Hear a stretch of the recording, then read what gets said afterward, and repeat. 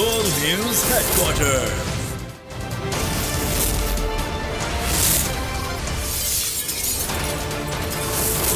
Full News Headquarters. अस्सलामुअलैकुम। बोल news में कहते हैं आपको खुशामदीद। मैं हूं आपके साथ रमशा साजद। मैं हूं सोनिया शेख और मैं हूं अफशीन कुरैशी। हेडलाइंस आपने जानी बुलेटिन की टॉप स्टोरीज में आज शामिल करेंगे।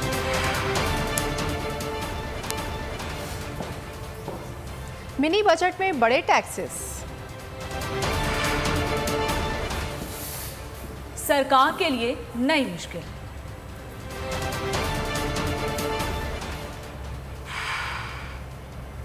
और इलेक्शन कब होंगे।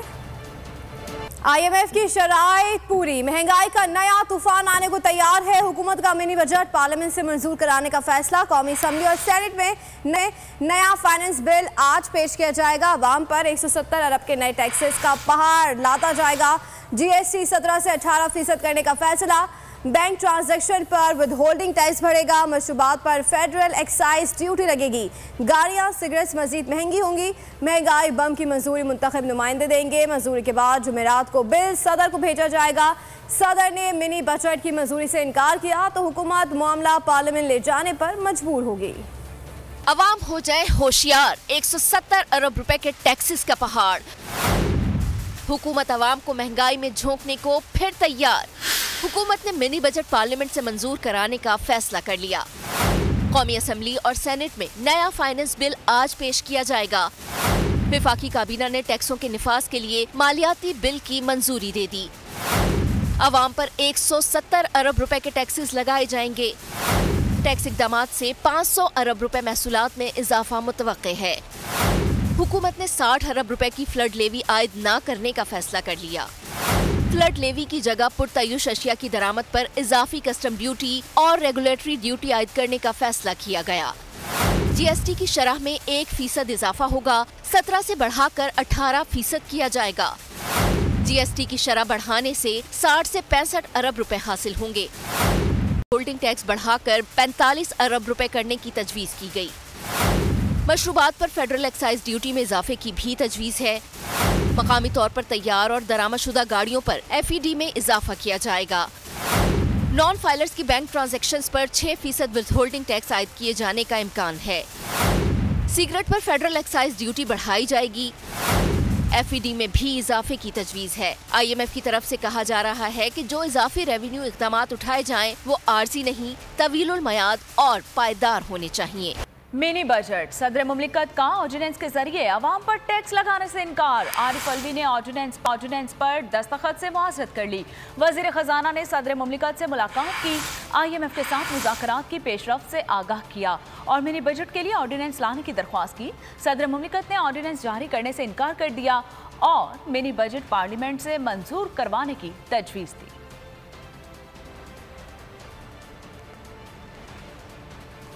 शहबाज सरकार को नई मुश्किल का सामना। आलमी रेटिंग एजेंसी ने पाकिस्तान को गैर मुल्की कर्जों के लिए खतरनाक मुल्क करार दे दिया।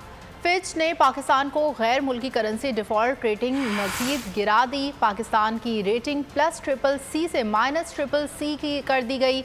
आलमी एजेंसी ने पाकिस्तान की रेटिंग 4 माह में दूसरी बार कम की। फिच के मुताबिक कम होते ज़र मुबादला के ज़खायर का बहरान रहेगा।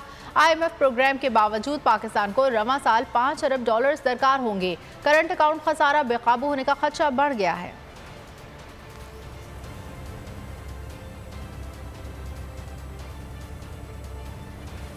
वफाकी हुकूमत ने अवाम पर एक और बड़ा मुआशी बोझ डाल दिया है। IMF की एक और शर्त पूरी करते हुए अवाम ने माजी की वसूलियां भी की जाने लगी हैं। अवाम पर 55 अरब रुपए के फ्यूल एडजस्टमेंट चार्जेस आयद कर दिए गए।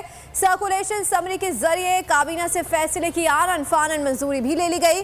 पिछले साल जून जुलाई के पैसे अवाम से अब वसूल किए जाएंगे।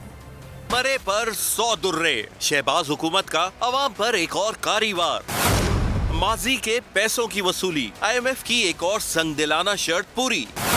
अवाम पर 55 अरब रुपए के फ्यूल एडजस्टमेंट चार्जेस आयद। हुकूमत ने 55 अरब रुपए के फ्यूल चार्जेस की काबीना से आनन फानन मंजूरी भी ले ली। मंजूरी सर्कुलेशन समरी के जरिए ली गई। जराये के मुताबिक ये रिकवरी जून जुलाई 2022 के माहाना फ्यूल एडजस्टमेंट्स की मद में की जाएगी। जून 2022 की फ्यूल एडजस्टमेंट्स 9 रुपए 90 पैसे फी यूनिट वसूल की जाएगी। जुलाई 2022 की फ्यूल एडजस्टमेंट की मद में 4 रुपए 34 पैसे वसूल किए जाएंगे। बुलेटिन में आगे देखिए, पीपल्स पार्टी का इनकार। तहरीक इंसाफ की जेल भरो तहरीक की तैयारी मुकम्मल, 24 घंटे के नोटिस पर तहरीक शुरू हो सकती है।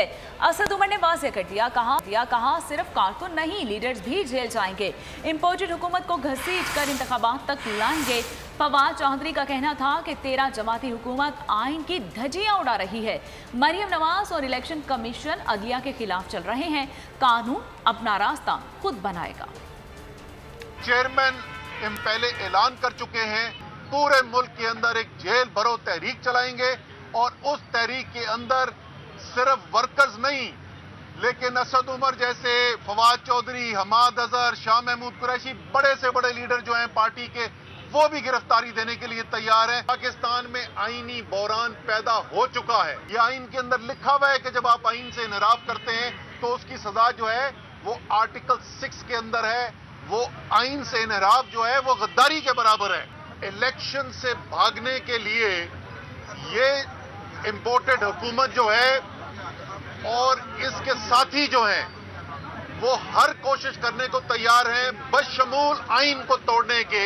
हमने ये देखा है कि किस तरीके से वही अकाउंट्स जो इलेक्शन कमीशन की हमायत कर रहे हैं, वही अकाउंट्स आला अदलिया के जजेस का तमस्खुर उड़ा रहे हैं।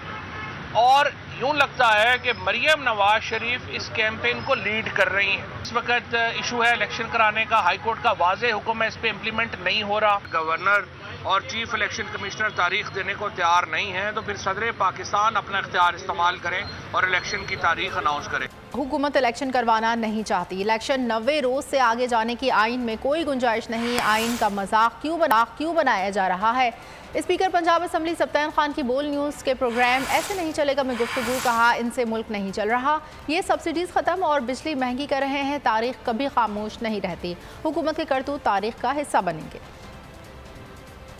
का दिल नहीं है इलेक्शन कराने का। आप आर्टिकल्स देखें जो जगह जगह बड़ा शोर मचा के कॉन्स्टिट्यूशन कह रहे कि 90 डेज में इलेक्शंस करवाएं। अब इनके पास आइन में तो कोई गुंजाइश नहीं है। इस कॉन्स्टिट्यूशन का मजाक क्यों उड़ा रहे हैं? It's a Holi book. आप इकोनॉमी को डिक्लाइनिंग पॉइंट की तरफ लेके जा रहे हैं इस वजह से कि आप इन्फ्लेशन पे काबू नहीं कर रहे, बिजली इतनी महंगी कर रहे हैं, सब्सिडीज खत्म कर रहे हैं, इंडस्ट्री आपकी बैठ रही है, एग्रीकल्चर आपका बैठ रहे हैं, लोग जॉब्स लूज कर रहे हैं। तो where we are heading? History लिखती है, देखें तारीख कभी चुप नहीं रहती। हर चीज हमारी लिखी जाएगी। आने वाले दिनों में सबका रोल लिखा जाएगा। बड़ी हुकूमती जमातें मिलकर भी अकेली तहरीक इंसाफ का मुकाबला करने को तैयार नहीं है। पीपल्स पार्टी ने भी ज़िमनी इंतखाबात के बाइकॉट का फैसला कर लिया। पीपल्स पार्टी के पार्लिमानी बोर्ड का अहम इजलास हुआ जिसमें ज़िमनी इंतखाबात के बाइकॉट पर पीपी के उम्मीदवारों को एतमाद में लिया गया। फिर इलेक्शन ना लड़ने का फैसला हो गया। ज़राए के मुताबिक हतमी ऐलान बिलावल भुट्टो जरदारी खुद करेंगे। पहले ही ज़िमनी इंतखाबात ना लड़ने का ऐलान कर चुकी है। 33 हल्कों में ज़िमनी इंतखाबात 16 मार्च को होंगे।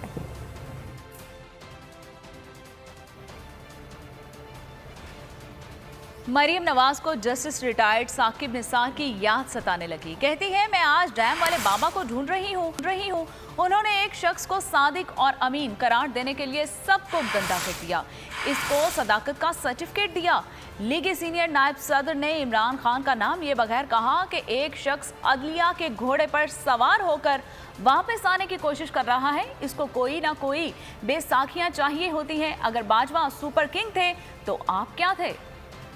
एस्टैब्लिशमेंट ने इनसे हाथ खींच लिया, बल्कि तो अब अदलिया के घोड़े पे सवार होकर आने की कोशिश कर रहे हैं। इसको कोई ना कोई बेसाखियां चाहिए होती आने की। रजीम चेंज का जो बयानिया था उसमें आपने अमेरिका को बिल्कुल कल बाइज्जत बरी कर दी। और वो जो जलसों में खत लहराते थे कि ये साइफर है, वो खत आपने कहा कि मैंने सुप्रीम कोर्ट में भी भेजा, किधर गया वो बयानिया? झूठ का नाम बयानिया रखा हुआ है आजकल। आपके पास ना कोई इकोनॉमिक प्लान है। सिर्फ गिराओ, जलाओ, मार दो, मर जाओ, जेल भर दो, ये है आपका एजेंडा। और आज कहता है कि कमर जावेद बाजवा साहब ने मेरे खिलाफ साजिश की। हुकूमत जाने के बाद भी प्रेसिडेंसी में छुप छुप के उनसे मिलते रहे। क्या बात कर रहे थे उनसे? जब उसको पता चला कि मेरी हुकूमत खत्म हो रही है तो ताहयात एक्सटेंशन देने के लिए उनके पास पहुंच गया कि आपको एक दफा तो मैं दे चुका हूँ एक्सटेंशन, दूसरी दफा आप ताहयात एक्सटेंशन ले लें।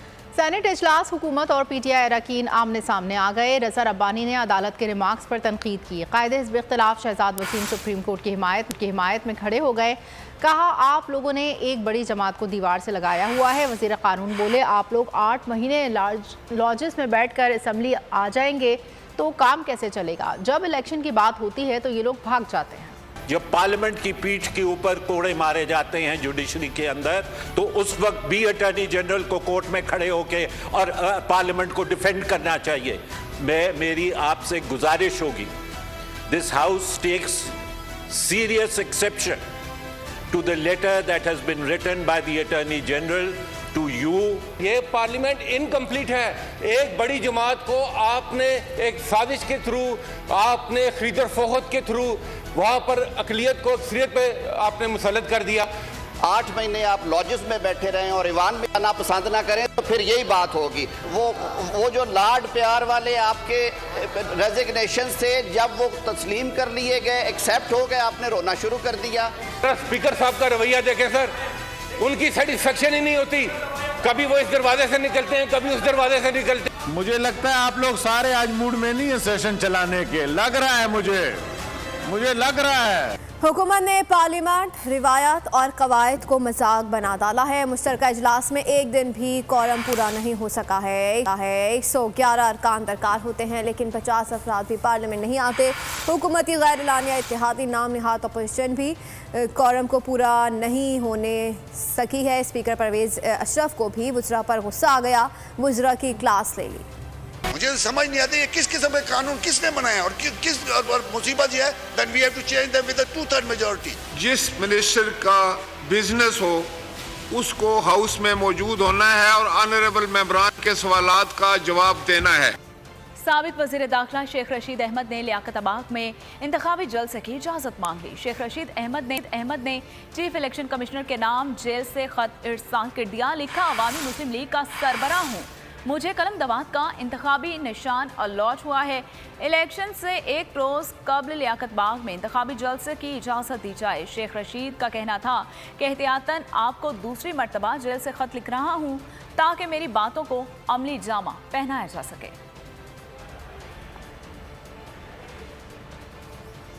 नून लीग की क़यादत पर मुकदमात बेबुनियाद और गवाह झूठे थे। वज़ीर इत्तलात मरियम औरंगज़ेब ने दावा कर दिया। प्रेस कॉन्फ्रेंस में कहा, इमरान खान के दौर में शहबाज शरीफ के खिलाफ बेबुनियाद केसेस बनाए गए। LDA के चीफ इंजीनियर असरार सईद को वादा मुआफ़ गवाह बना दिया गया।